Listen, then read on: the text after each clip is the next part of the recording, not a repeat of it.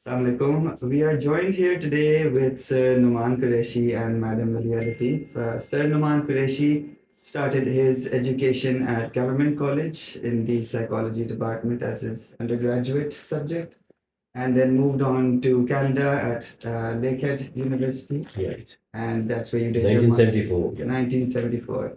And this is where you completed your master's as a clinical psychologist. Right. Madam Maliha started her journey at Punjab University, similar to Sir Nauman, clinical psychology, then went on to Nottingham University in the UK, and you are a member of the British Psychological Society. Society. That's right. Both figures here have immense experience in the field of psychology. They've dedicated their life to mental health. Both have worked with adults and children.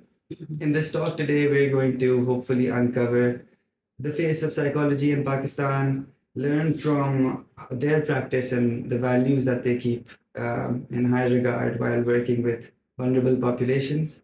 So, I guess my first question is to just get a sense of a little bit of your journey together. I believe you know each other since probably 20 years now. I think I would say so. Yeah. If not more or less.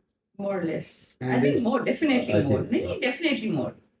And you started as a student-teacher relationship, Yes. right? So हाँ जी पहले वही जी आप मुझे तो याद नहीं है आप बता दें Sir Nauman ko, I know him. He has been my teacher and in Gestalt training. So that was the first time we interacted, and I was really impressed and inspired. And initially, it was very hard for me to understand what Gestalt is, but at the same time, it was very interesting, and I used to really wait for his classes. So, and it was back in 1993, 92, 93 ki baat hai. Is that the time Oh, when you yes. were doing your diploma? Yeah, it was Oh, when I yeah, was doing yes. my advanced diploma for clinical psychology. So it was 93. 93. Oh, that- Yes, oh, it was that 93. far back. So I always used to wait for his class. It was very interesting. Then he became our counselor in the sense that you were conducting our growth groups, and used to love that as well.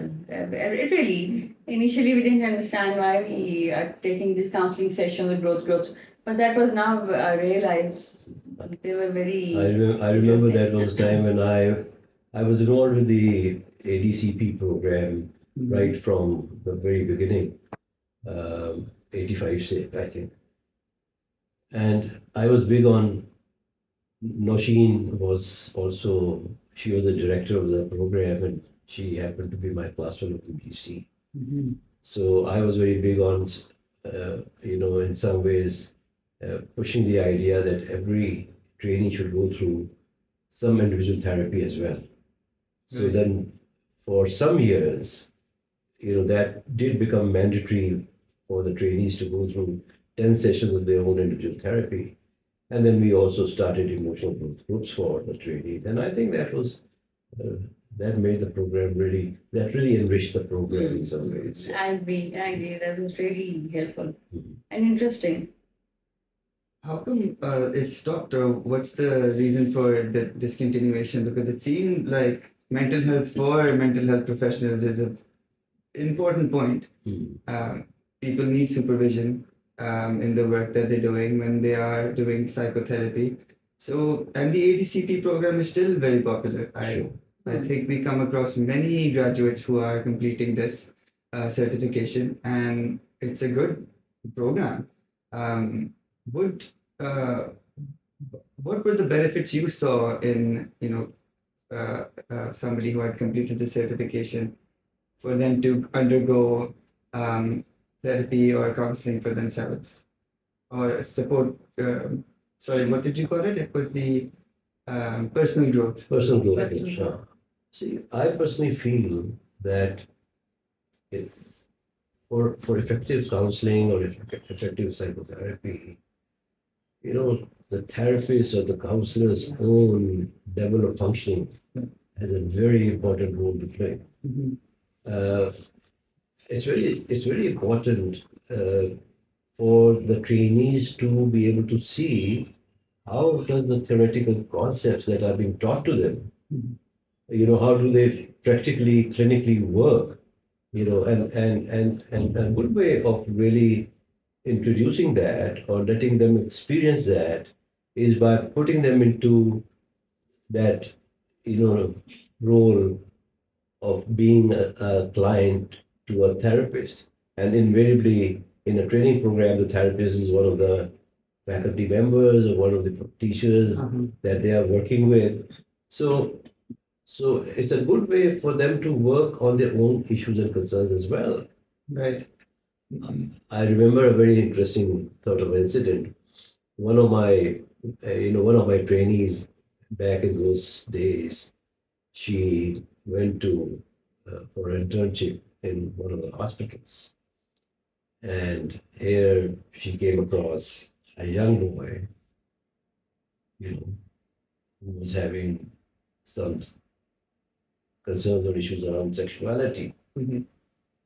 So he brought up his concerns around sexuality and started talking about masturbation and other stuff. I mean, typical boys. So this trainee of ours, I mean, she had no exposure of this kind of a situation before. So evidently she didn't know how to handle that situation. Right. And she started to blush and I don't know, whatever. The young boy, the client, when he saw that, he ended up saying to uh, his therapist, I think you have more issues than I do. So I mean, and that can happen. I, I, I mean, a therapist, a beginner therapist, is as vulnerable as anybody else. So therefore, it's very, very essential for a beginner therapist to go through their own personal therapy Mhm. because that's how they get to know themselves. That's how they know their own, shadow areas. That's how they come to know their own dynamics of how they cope with situations, what kind of resistances or defense mechanisms or coping tools they have, how often do they project stuff on others, and what are their styles of functioning, Right.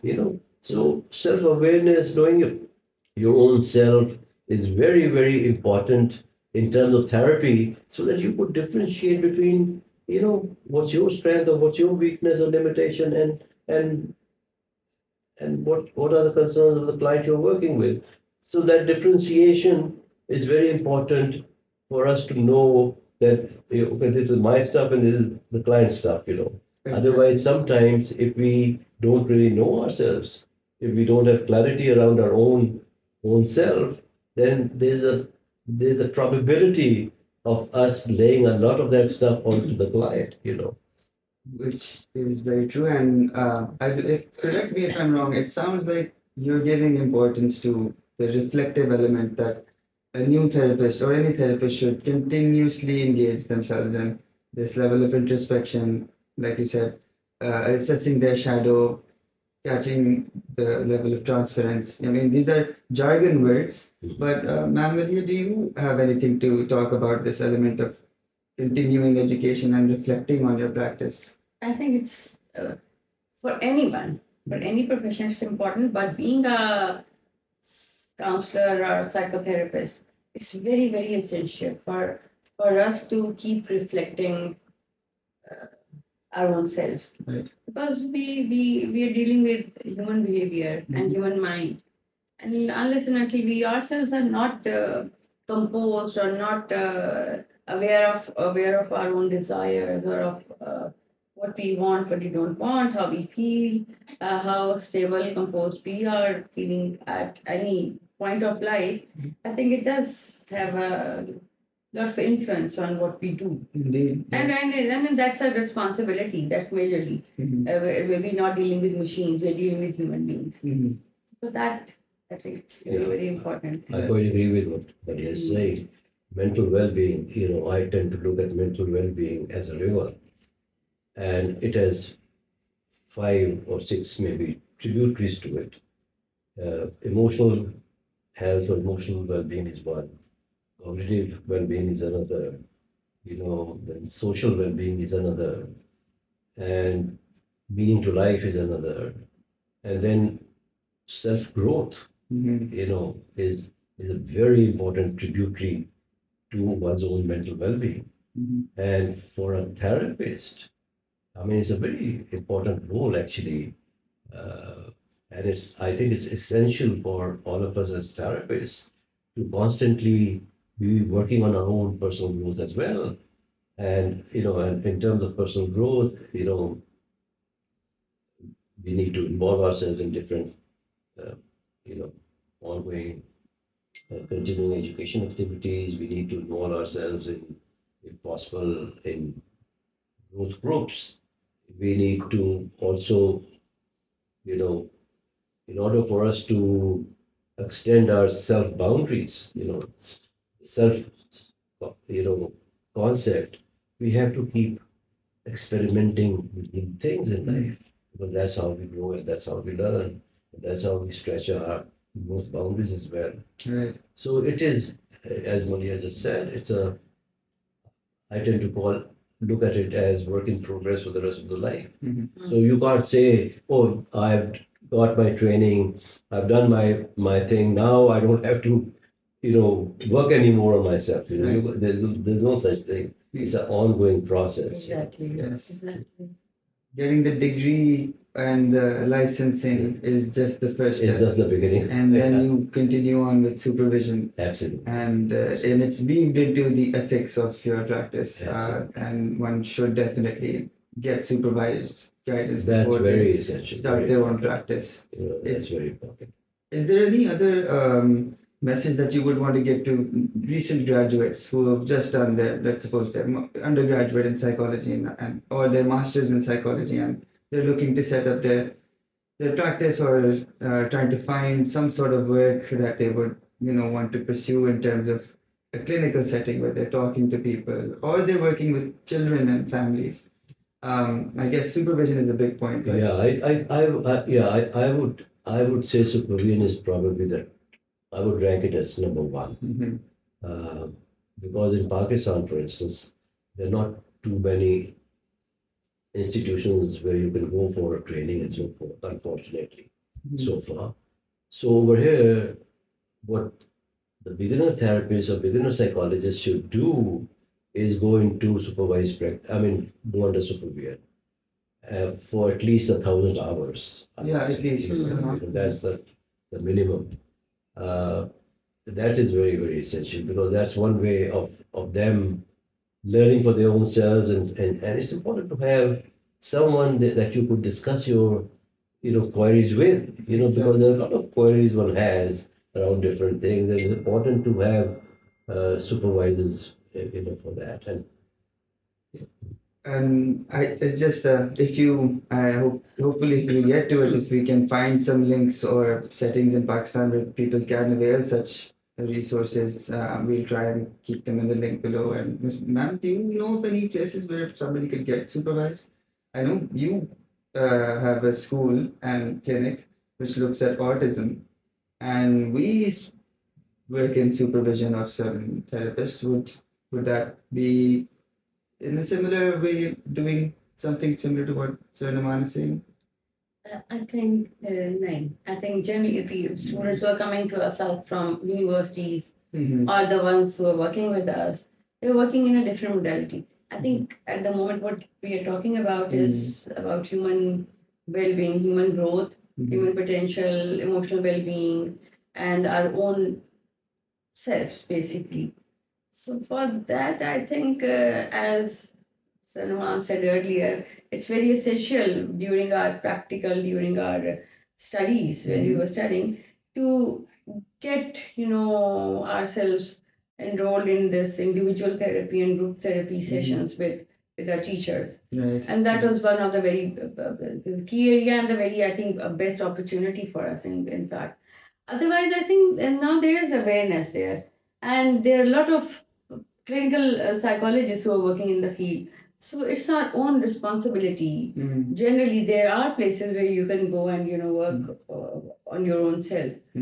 But otherwise, I don't see as such any institute who's providing this help under one roof for different professionals or for anybody. Yeah, I think, I'm not aware of that either. I mean, university, FC college, they provide supervision to their own students, which is important, which is good. Similarly, I'm sure other institutions also must be providing some supervision to their students. But I think it's that phase which begins after you have graduated and done your masters that you still need to be supervised. Keep going with You know, it. and that I think is an area Yeah. where I think we still need to fill that gap. It's a gap, indeed. I'd like to add one thing, Mustafa. Like, if I relate to your question, besides my being a student of Sir Nauman, I worked with him. So for a good 3 years plus, I guess. Yeah. And that experience, I think I can recall as a good learning experience. Not only in terms of learning to work with special needs or autism or conducting psychometric assessments, but I think for my professional growth, he's been my mentor. I have always loved working with him. I've learned a lot from Sir Nauman. So when I started working with him, we were very young. Like I think I had 1 year of work experience only.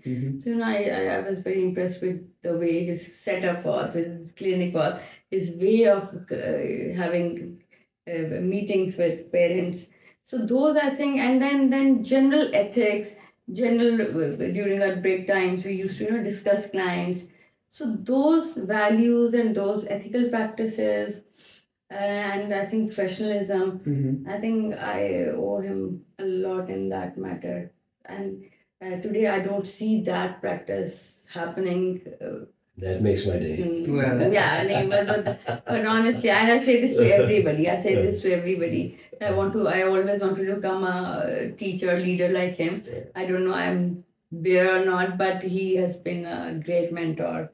It's Yes. a blessing to have good teachers, Oh, yes, and I definitely, think definitely.